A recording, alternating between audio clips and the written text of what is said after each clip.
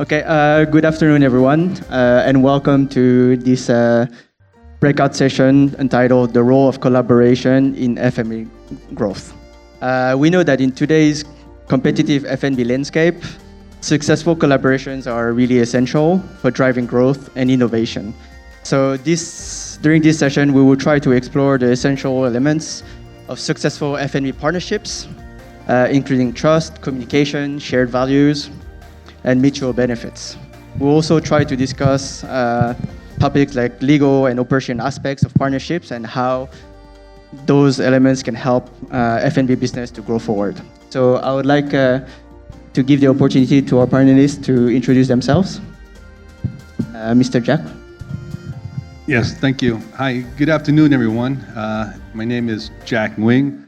I'm the CEO of Incorp Vietnam. We are a professional business service firm that does combination of legal and accounting work for our clients. Most of our clients are foreign companies entering or operating in Vietnam, especially in the F&B sector. So looking forward to a good panel discussion this afternoon. Hi guys, I'm Asif. I've been living in Vietnam now, Ho Chi Minh, for 16 years. I came in 2009. The Park Hyatt Saigon as the executive chef for almost 6 years. And after that, I created a chain of Chinese restaurants, Japanese and Vietnamese restaurants, Sore, San Phu Lao, Yi Mai, and then exited those in 2018. Almost left back to Indonesia, Bali, to open a flame grilled chicken restaurant called Chiquita. But I didn't make it there. I met some partners from Thailand called CP Group, who have been in Vietnam for the last 30 years, quite well established. So we joined ventures together in 2019, and we've got 5 stores in Vietnam, and we're expanding overseas, which I'll share a little bit more. Thank you. Yeah, hi everyone. My name is Minh Chu from ATS and Restaurant Association of Vietnam. My background is about finance, banking, in advance, and then real estate development in hospitality, hotel, restaurant, and tourism. And then we developed a number of community organization in food and beverage, more focused on developing and finding the way to promote Vietnam to be a culinary capital of the world. And beside that, we developing a platform, a technology platform to support to all of our activity and event locally and internationally. Thank you.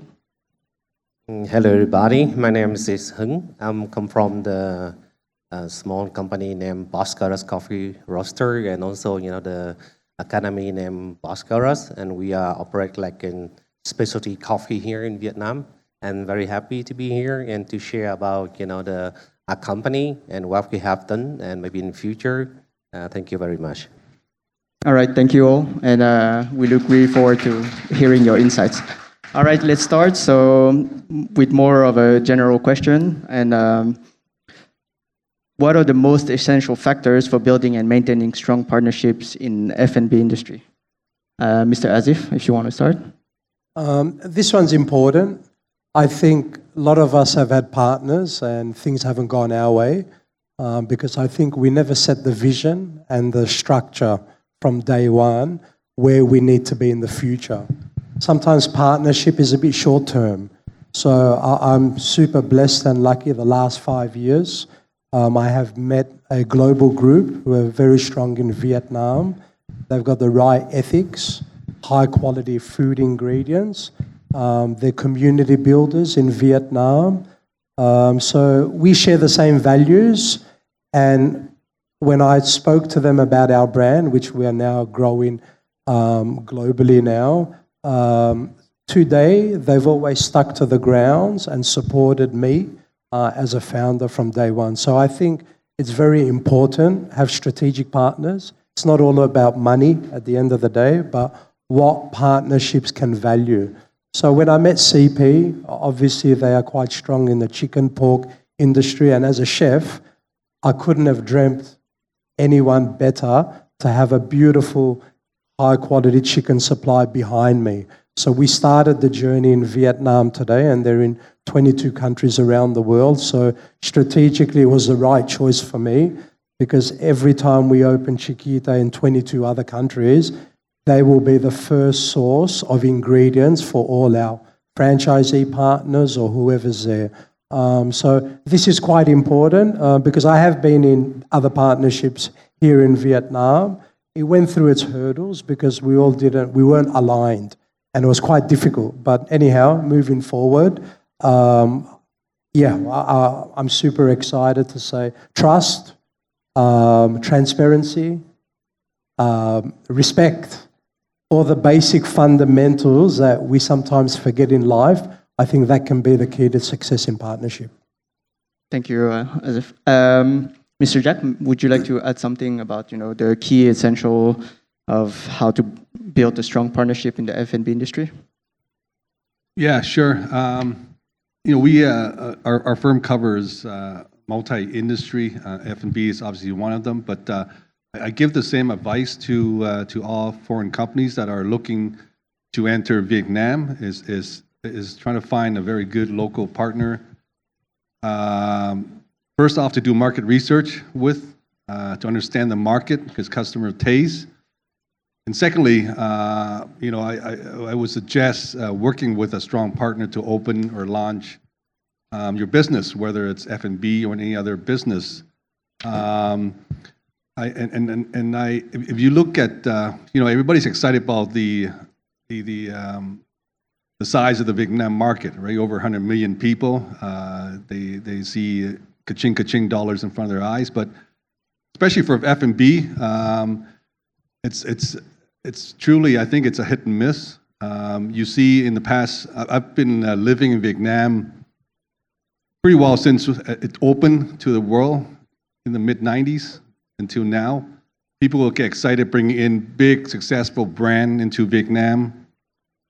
And we've seen some flop spectacularly, and some are not in this market anymore. So market research is very important, and do that with a local F&B partner. Okay, they can give you a lot of good insights. And then secondly, if you're going to launch something, work with a trusted partner that can that's incentivized with your business. That can help you navigate the intricacies of the local market. Okay, and that's the best way to look at it. On a personal note, I invested in a small F&B chain restaurant probably 10 years ago, and I did it with a local partner. They had track record already. They asked me to invest. I put money in as a financial investor, and I was lucky enough to exit with a good return 3-4 years later. So you gotta have that mindset. Don't be overconfident coming in with a successful product outside Vietnam, but Vietnam is it's a different, unique market. Just ask those that brought in Subway or Buffalo Wild Wings. I just read in the newspaper this morning, McDonald's, one of the flagship locations, is going to close down. I mean, McDonald's is pretty well successful everywhere in the world, but it's still trying to find its way in this market. Yeah, definitely. All right, let's talk a little bit about sustainability, and I'd like to talk about this with Mr. Hong. I think, first of all, he's somebody who has a really creative background with developing different type of concepts, but what's interesting about him and how he developed his business is that he has a mission, saving 100 million liters of water by 2030. So, Mr. Hong, could you kind of share a bit your experience about how you work and build partnerships with local coffee farmers? Yes, our company is, I think, for the company, we are specialty coffee, it's a craft coffee. So most of our partnership is a farmer. And the way we are doing the company, we build up we have our own philosophy, and we call, the truly specialty. And in that, then we base in, 5 elements. First thing we trust, we respect, we accountability, we looking for the sustainability, in the end, we looking for the profit. And that is the thing, we base on that, and we talk with the farmer, and we base on that value. And of course, for us here, and we spend a lot of time to research, also to, go to the farm to think how to help the farmer to, improve the quality and also the price they sell as well. And of course, from now we have about 3 patents, and that patents have, the farmer, first thing they reduce the water using in the farm, also reduce the waste, but the quality increase to a specialty coffee grade, and also the price, the cost also save a lot. And that is the thing, the farmer, they really want to work with us, and we based on that, we talk to each other, and that is the thing, we have several farmers work with us about, from beginning until now. All right, thank you. Mr. Asif, so we know that Chiquita has 4 stores in Vietnam and 1 in Australia. You did mention earlier about your partnership with CP. So could you help to explain to us how you've leveraged partnerships both with local suppliers but also international stakeholders to ensure your supply chain across multiple territories? So when we started in 2019, Chiquita became as a lifestyle brand where we wanted to give the Vietnamese community a healthy food and good sources. So Chiquita is not only chicken, we're also in the sauce business. So we said we'll establish our business model first in Vietnam as a headquarters, because I'll share a little story. We also opened in KL in January this year in Malaysia. And my team here, who have been in Melbourne with me for the last 3 months, sauces. Eventually, Chiquita will export sauces out of Vietnam. It's a huge business. From day one when we opened in Melbourne, I could tell you everyone wanted sauces. Where can we buy this? So forth. So anyway, one morning, my team and I went to a market in Footscray, if those who know Melbourne, and you buy chili for about $40 a kilo, ginger for about $38 a kilo. Very unreasonable. And I had questions where people asked me, hey, why doesn't Chiquita make sauces in Australia? 1, the cost. 2, the flavors are not the same as what is grown in Vietnam. So dissecting back to our brand, we're going to set a strong footfall here. Our headquarters is in Vietnam, so we're going to become a sauce business and exporting out to the world. So Australia already want to buy sauces from Vietnam because they're excited by the flavors. Malaysia the same. Singapore we will be opening this year, and also USA. So I think we as a team here, we are super blessed, and this country has amazing resources. So that's going to be one sector that we will grow. So that's for our CP partners here. Working with other partners in around the world.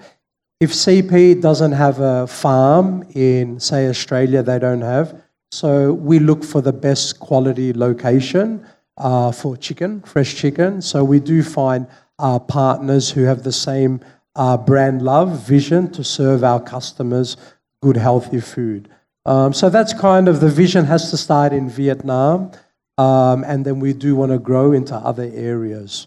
Yeah. So you mentioned about, shared values. Can you explain a little bit more on how this touches upon, food quality or brand commitment? Where does the shared value lies when you build a partnership with stakeholder?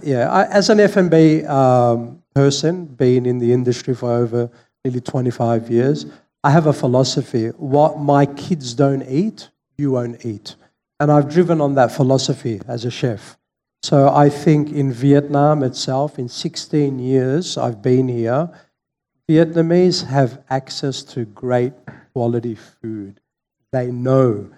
For me as a restaurateur, I tell you, it's one of the most difficult businesses to open here because you are challenged by street food. In Australia, it's different.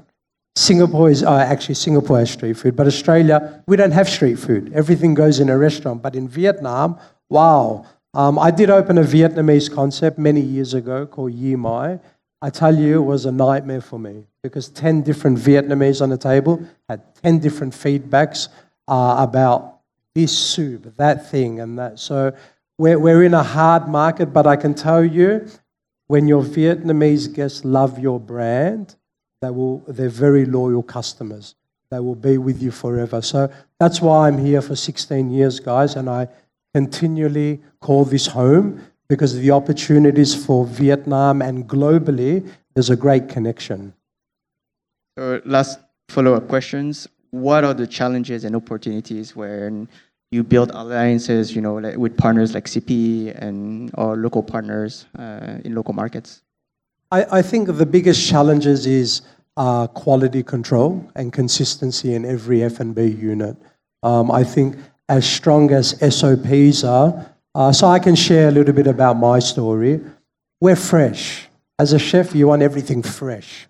And as a franchisor today, growing into the franchisee section, the hardest challenges my team and I have, how do you maintain fresh stock?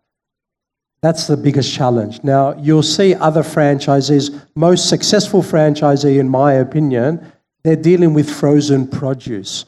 So we have two models which are similar but different. So the biggest challenge for us is sustaining fresh quality. Because at the end of the day, if you tell your consumer it's naturally good for you, it's fresh for you, it's healthy, people will pay. Price is secondary as long as you're giving them the quality and good value to that. Thank you so much. Now I'd like to turn my attention to Mr. Minh. So you are the president of the Restaurant Association of Vietnam. And like any industries, associations like this really play a key role in the growth and the development of an industry. So could you explain what RAV, what is the role that RAV is playing in fostering collaborations and partnerships among F&B business, whether it's in Vietnam or internationally? Thank you. We can share at three kind of level. The first is in Vietnam locally. So far, we try to engage activity in three cities, in Hanoi, Saigon, and Da Nang, to have a two kind of event, business networking, and workshop and roundtable.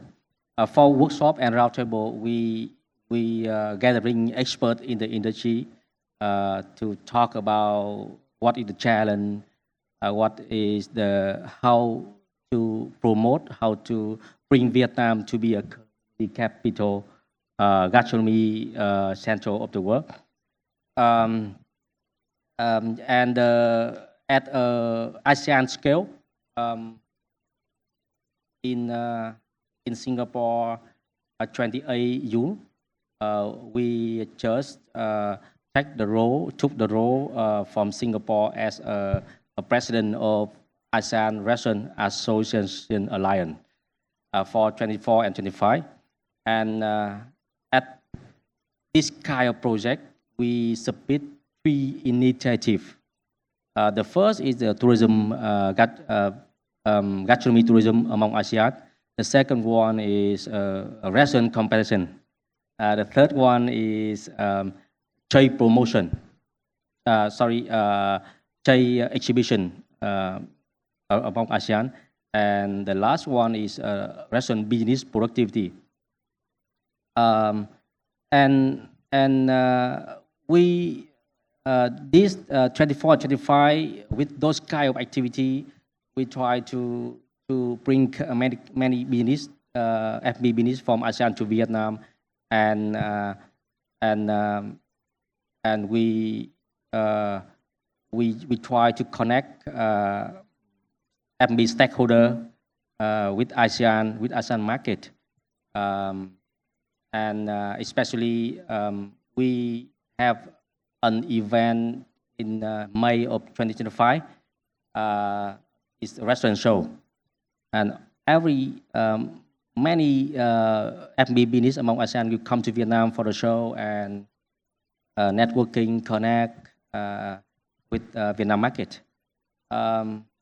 another one at a global scale.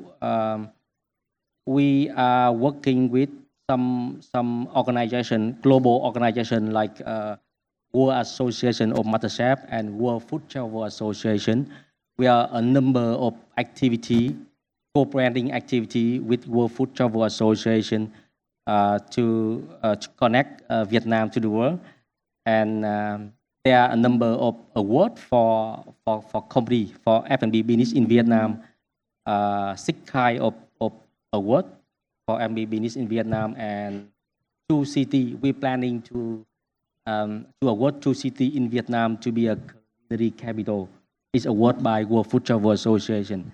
That's our plan for 2024 and 2025.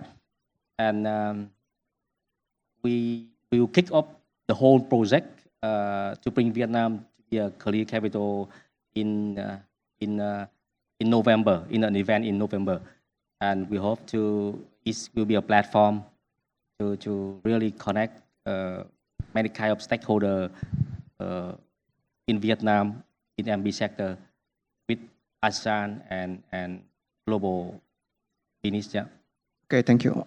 But globally, I think Vietnamese food has quite a good reputation. It's fresh, it's healthy. There's a big variety. So, what do you think are the main challenges to help build more exposure and make Vietnamese food more popular globally? With our experience, there are 2 biggest challenges. I found that the first is the food safety. The food safety.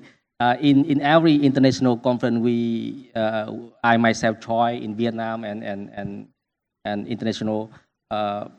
Many business owners care about food safety, how we solve food safety in Vietnam.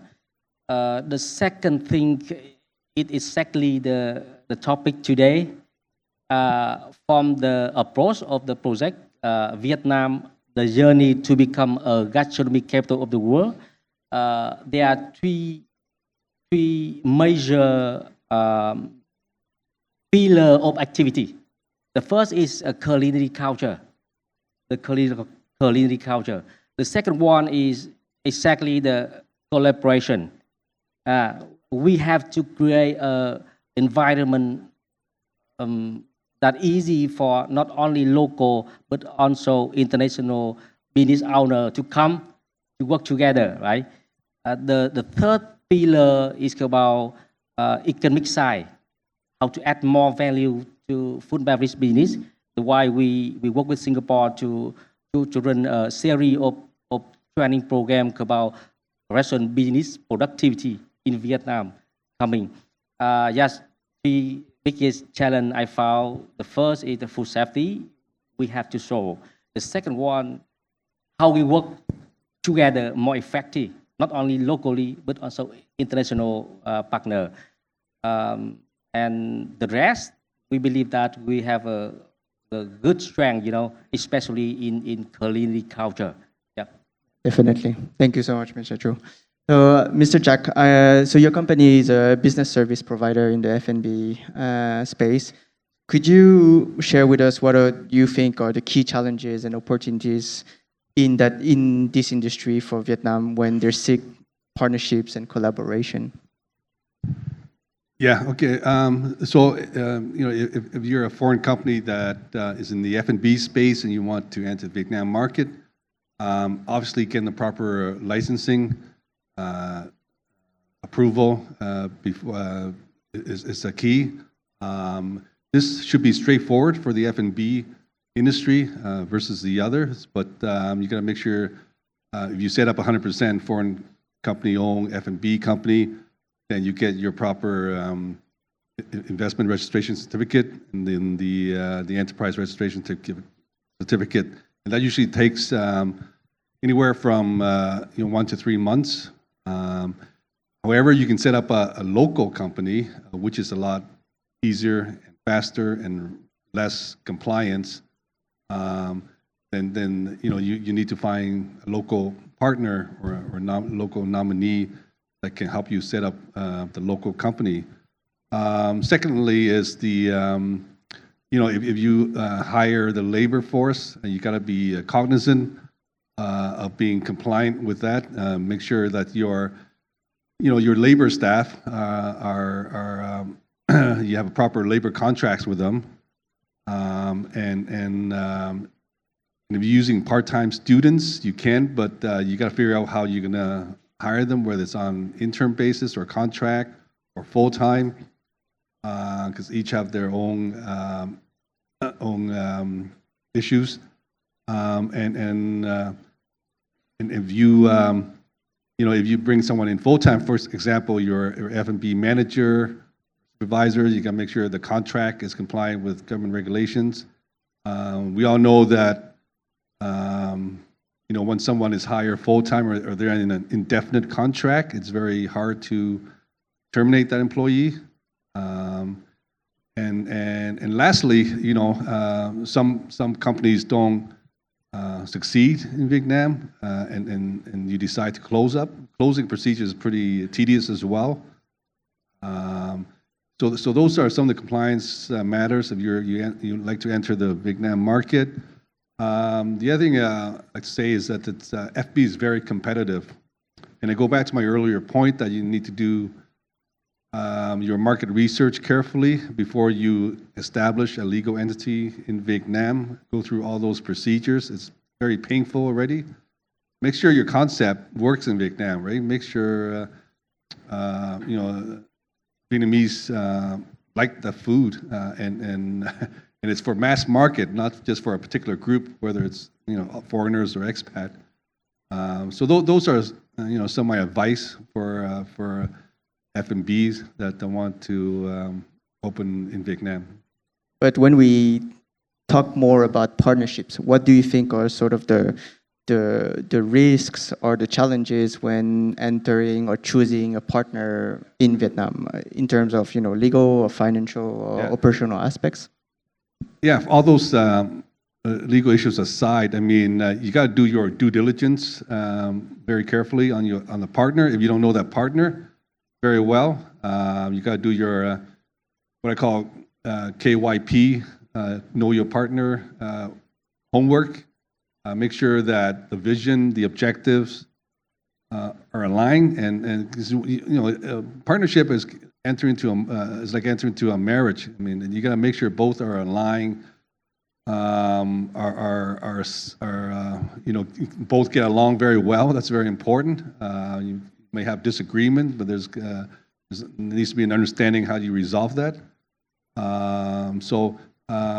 I encourage partnership, but you need to do your due diligence on a partnership and make sure that you are gonna you make your bet and you're able to sleep together, so to speak.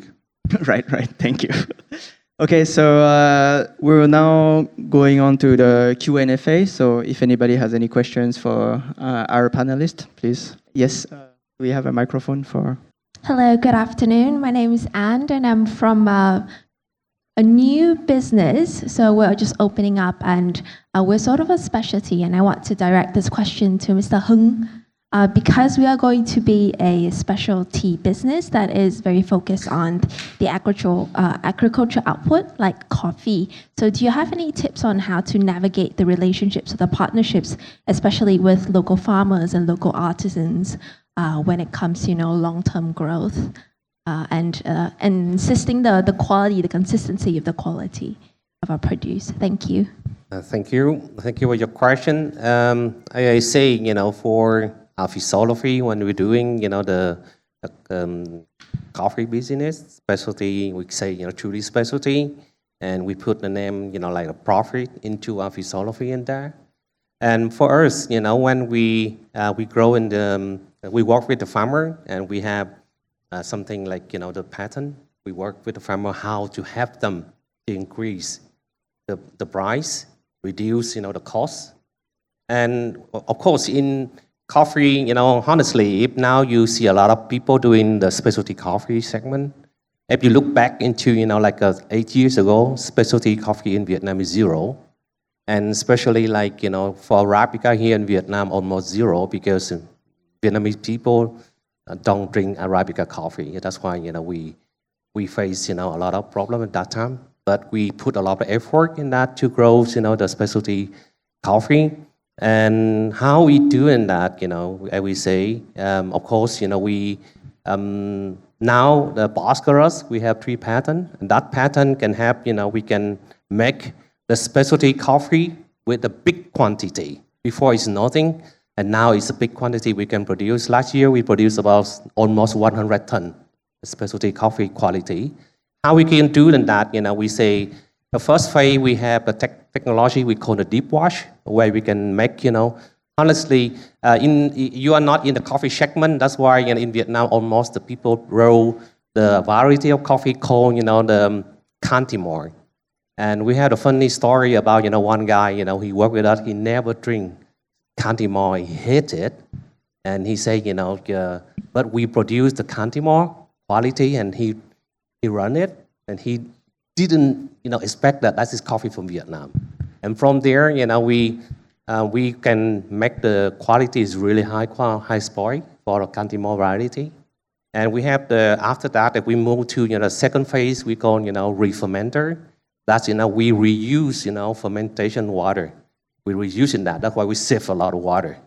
And the last phase we have some technique we inspire from culinary. That's we call that bánh mì bò kho. And we based on that concept to save almost the wastewater. I think if you are in culinary and in restaurant, the big problem for all the restaurant, also a lot of people how to treat the wastewater, and the farmer facing the same problem. If you go to the farm, you talk with the farmer. If you doing wash processing, and all the farmer facing with the wastewater treatment, how you can treat it, and we can treat it by I say the bánh mì bò kho or something. I think the people now imagine the bánh mì bò kho, right? You have the stock, and you put the bánh mì in, and the bánh mì will absorb on the stock, and we do the same like that. And we think the right cherry like a bánh mì, and the wastewater, because wastewater in waste fermentation it's just sugar, yeast and bacteria, nothing else. It's not a bad thing. That's why we use the right cherry. The right cherry put into the wastewater treatment, and it absorb on the wastewater from there. And we put on the cherry into the tank. We seal it. We still it. Under anaerobic condition within 2 days, and because we have a lot of sugar and yeast and fermentation inside. And later, and we bring the coffee out, and we put into the sunshine, and the wastewater will fly into the air. So you see that, and after that we will pop the cherry, and the skin we can use for biology, the fertilizer. The cherry we have and the wastewater treatment go up to the sky, and we say that almost zero. And that's why we say we can save a lot of wastewater treatment. And that's the reason why we work with the farmer, and we willing to share that technology to the farmer. And it's first thing, scale up, price is better, and also sustainable. And that's why we go with the farmer like that. And that's why we honestly we can say we have a giant Japanese company here in Vietnam. We told us they say you are only one company can produce 100 tons of the specialty coffee. And in next phase, we can work, the second phase is bigger than that, and with our technology. And that's why we answer you, and we go with the customer, for the farmer, with the philosophy, and how to help them grow with us. And that's why we go together. Thank you, Mr. Hung. We have time for one more question, please. Hello, everyone. I'm Vũ Dương, I'm Marketing Director of eLearning. Now, to my dear mentor, Asif Meriden. I'm a fan of Chiquita since day one. Looking for a business partner is extremely hard. And you have already found CP. But CP is a Thai company. So why did you bring Chiquita to Australia first before bring it to Thailand? So what are the key factors that you will consider when you choose a different market outside of Vietnam? Yeah. Vu, nice to see you again after so many years. CP's mother company's in Thailand, but actually they've been based here in Vietnam for the last 25, 30 years. Why Australia? In a humble way, Malaysia, Australia partners and Singapore partners, they came to us organically. We never marketed our brand yet. So actually we were supposed to open in Bangkok, I think early this year, to go into the mother company. So to answer your question, it all happened when I was traveling in Australia about a year and a half ago, met a partner. One thing our Malaysian, Singapore and Australian partners love, they love the story we created. I think what's unique about Chiquita, it's not just another brand. They love the story about the chicken. They love the story about the sauces. So look, eventually we'll end up going into CP's territory, but we felt right now finding passionate partners is not easy. You may have noticed all the businesses we're open, we're going into private people who are F&B background, who love the brand.